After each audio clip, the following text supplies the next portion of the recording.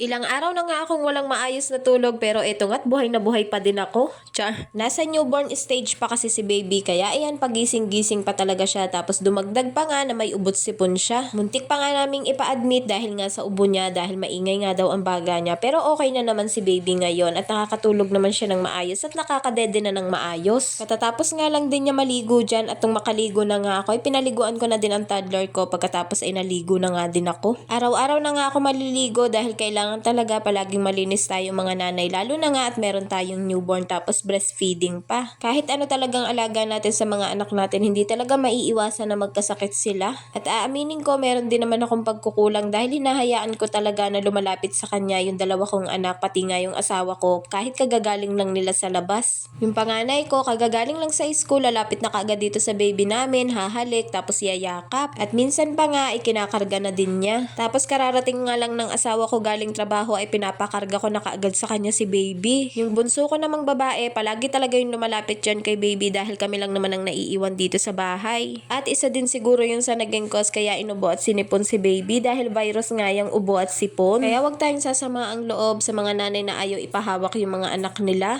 Hindi naman sa maarte o overacting, ayaw lang kasi nila na magkasakit ng mga anak nila dahil mahina pa nga ang resistensya kapag baby pa. Sasabihin pa nga ay dapat daw sanayin sa bakterya ang baby.